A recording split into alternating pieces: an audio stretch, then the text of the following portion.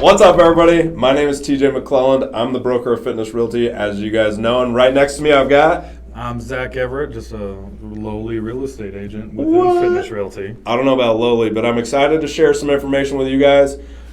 This episode is coming out because of all of the information that is about the NAR lawsuit. So, there's such a narrative out there that it's like crashing down and there's fires and brimstone. But we're going to shed some light on that so that you guys know what is happening in Utah. Fire and brimstone, huh? The sky is falling down. The sky is only falling down if you're working with a brokerage that's been a little shady. We'll start that. 100% agree with you. The people in this business that are getting freaked out by the lawsuit are not good, and that's why they're scared. But the other side of that, I guess, or the other side of the coin would be the people that are scared about it just don't know what's going to happen to their business right now. But here at Fitness Realty, since we're going to shed some light on it, and we are super good, plus you guys can check out all of our 5-star reviews on Google. We know what we're doing, and that's why we're bringing you some information. So here we go. Okay, so the first point that I want to make is that realtors are well positioned in Utah to continue representing buyers and sellers because of how we've been conducting business for the last several decades. So if you guys haven't noticed, in Utah, we have been well positioned lately because of the legal aspects that we've already had implemented for the last 2, 3, probably 3 decades, I think, is how long we've had a buyer-broker agreement. But don't quote me on that because I was not in the business that long ago, so who knows? We could ask a guru out there, a.k.a. my sweet mother, but she's not on this podcast episode. Actually, no, I'm just kidding. So the thing, though, that we want to point out here, and we'll get to it a little bit more here in the future with the buyer-broker agreement, is that Utah has had a buyer-broker agreement for a very long time. The real estate agents in Utah have been using a buyer-broker agreement for a long while. So, Zach, give us your opinion on the buyer-broker agreement right now as a tool to protect buyers. How does that feel? What does that look like? So, first and foremost, can I say second and foremost? Yeah. Anyway, I'm trying, TJ, we need to be serious on this, right? So, I was surprised where this lawsuit started, right, Missouri? Mm-hmm. Guess what they don't have?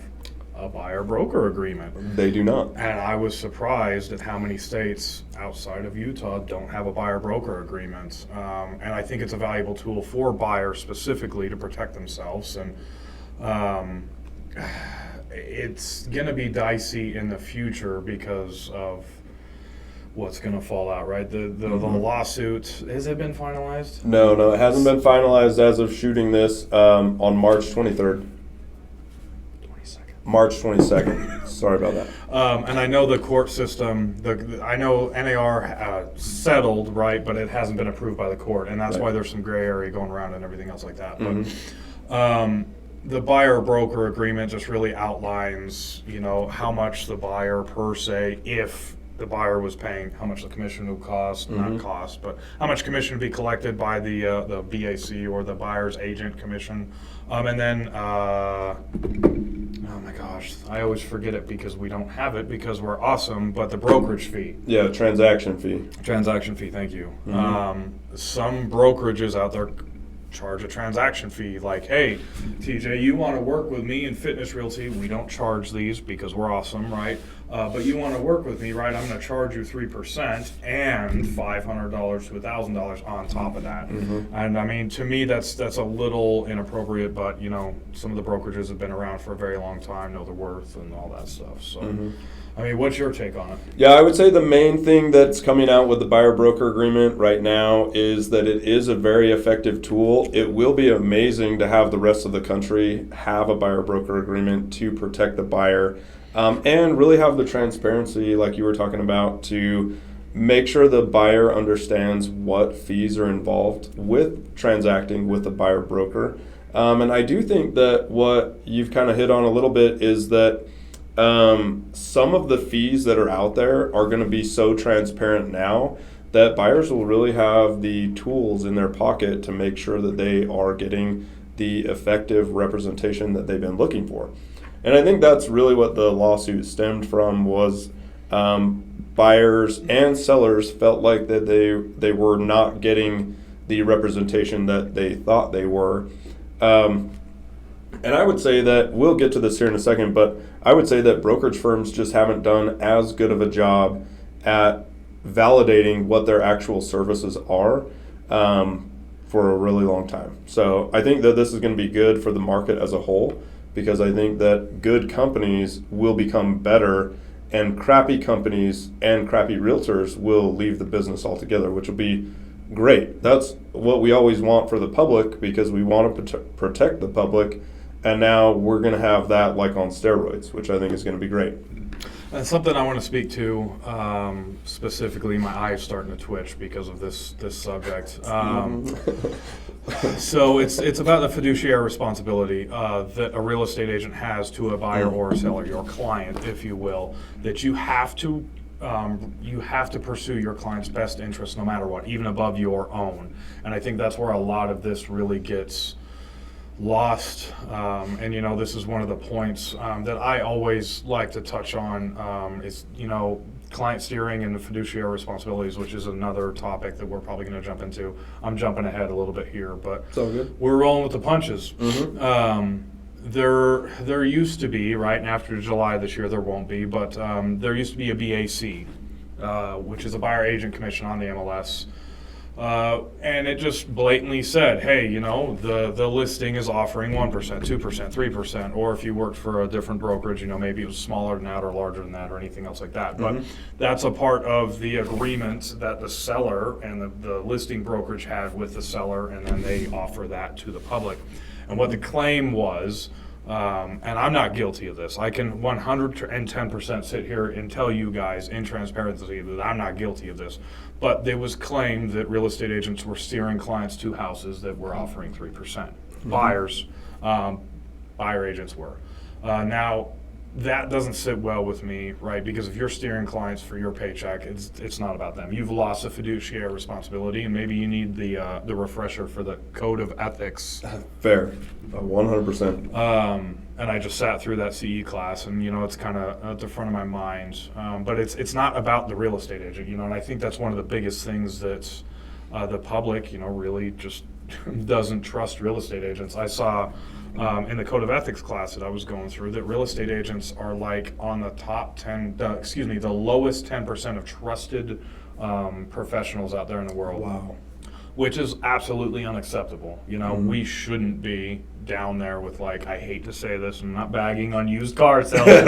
So if you're a used car salesman, right? Don't take offense. Don't take offense. And if you take offense to this, well then you might be part of the problem. Be a part of the solution, not the problem. But I think real estate agents ranked down there as far as trustworthiness with used car salesmen. And I'm talking used car salesmen that are shady and, hey, we finance everybody, and all those car salesmen outside military bases, we finance E2 and below, and here's 25% interest rate. Yeah. What? Yeah. Anyway, setting people up for success. But get off this tangent really quick. The fiduciary responsibility, and if you ever feel like you've been taken advantage of in the past by a real estate agent, first and foremost, I'm sorry, and they don't represent everybody in the world. And speaking to what TJ had mentioned, kind of weeding out the bad ones, I really feel like as much as these higher interest rates have sucked, they just suck. There's no other way to get around it. It's helped the industry, the real estate industry, help weed out those people that just want to stick a sign in the yard. We're going to accept as many $50K above asking price offers as we can and move forward, right? I really hope that we've worked towards weeding those people out that are just in it for the fast money, because fast money and taking care of your clients don't necessarily go hand in hand. So 100%. If I never ever advocated for, hey, we're going to go $50K over asking price, we're going to not do due diligence, and we're going to have our earnest money hard right out of the gate, I don't feel like that's advocating for even if the client's like, no, I want this, I would try to slow them down and be like, hey, let's talk about this. Right? Yeah, true. Those are good insights for sure. I think one key piece there too is that I think that eventually we probably won't call this commission anymore, and it will just move towards calling it a brokerage fee. There are several companies out there right now that are actually transitioning what their services are called to a brokerage fee, and I think that's a pretty smart move, and most likely we will probably do something similar to that. And right now I'm working on a huge list of things that our company does provide and what that service probably would cost. And then every transaction's a little bit different, of course, so you can't really say, well, I would need these 15 light items. Most likely we'd just say, here's this list of services that we can do, and that brokerage fee will be tied up into that. And what TJ's speaking to, and I think we're talking about the same circumstance. We were in Michigan. I can't believe I'm saying that word out loud. All my Ohio State fans, I'm sorry. Itchigan, right? That's what we call it. The team up north. We were in Michigan. That's funny. At United Wholesale Mortgage, right? United Wholesale Mortgage with Lunetta. Thanks, Lunetta. And we ran into a broker. We were just in an open setting, and we talked about the NAR lawsuit, and that broker specifically was saying, I'm going to have like an invoice of everything that I provide to my clients. That way I can show on paper how I am value added to the client, right? Buyer or seller. But what TJ's speaking to specifically is sometimes you got people that clients that don't want photos, right? Because maybe their wife's a real estate agent. Maybe their wife is a photographer, right? Or TJ's done this before. Maybe they want a 3D scan or a walkthrough of their house or anything else like that. So the plug and play with the invoice is really nice, and I think that'll help the public understand. Okay, what am I hiring you for? What am I paying you for? Well, here's a list of everything we provide, and Fitness Realty's gone out and got all the prices for all of this for you, and we offer this from us to you, one size fits all. I've got all the tools, TJ's got all the tools, all of our agents have all the tools, the networking and everything else like that, so you don't have to, right? That's true. I'd say on the plug real quick of the ability of Fitness Realty to represent you as a buyer, if you want to go check out some of the reviews that people have written as buyers being represented by an agent of Fitness Realty, like go just Google Fitness Realty right now, and you'll check out probably right now over 175 5-star reviews. Some are from buyers, some are from sellers, some are of me as a broker and stuff like that. So you can check those out, but the social proof is that we take people's needs and put those ahead of our own, and so we're like ahead of the curve when it comes to this lawsuit, I'm sure. And last plug, okay, and then we probably need to move forward because there's plenty of stools, soapboxes we could stand on with this. But I've done some deals with some really, really bad agents, and I've done some deals with some really amazing agents. I need to enunciate better. And I think it just all comes back to the services that you provide for your clients. Working in transparency. I know that's any of my clients that I've ever worked with, right? Obviously, I would never give out their information without their permission, but I dare any of you to reach out to any of my past clients and ask them how good or bad it was. And I work in complete transparency. Yeah. And I really think that helps a lot of people, right? Some people want to know, right? I work in transparency with people until they're like, okay, yeah, you got this. Or they're like, yes, well, I'm in the weeds with you. Let's negotiate this, right? But transparency, just transparency. You need to be abundantly clear of what's going on. Yeah, I love that. So we're going to go through a couple more points on here just from the lawsuit side. So the proposed settlement, that's not actually going to take place and all these changes until July. There are tons of companies kind of jumping the gun and getting ahead of this curve. So we're already kind of doing and positioning ourselves to be better or as best we can to be prepared for July. And then none of the changes related to the listing broker's offer of compensation on the MLS will occur until mid-July. So right now the MLS as it stands is still promoting a BBC, which is the buyer's broker commission, because they actually changed that not too long ago. And like I said, I think it'll actually come down to be called some type of brokerage fee. But the MLS won't actually have any of that facing any of the agents that have access to the MLS. And that's actually not been public. It's not been public facing anyways for those BACs or now the BBC. And so they're really taking those out of the MLS completely. And like I said, none of those are going to happen until July. 3, 2, 1. What's up? Welcome back. Oh, I forgot to say it. This video is sponsored by Fitness Realty. Ooh. Cheers to you. My cup's empty, so I guess I could pretend. Anyway. All right, so up next on this lawsuit, continuation of the points that we were making before. Brokers can publish buyer's agent commissions right now on their own listings on their own websites. So the thing that I want to mention here is that a buyer broker commission or buyer broker fee or brokerage fee of any kind offered from the seller side to the buyer side, that's never been illegal. And the amount has never been set.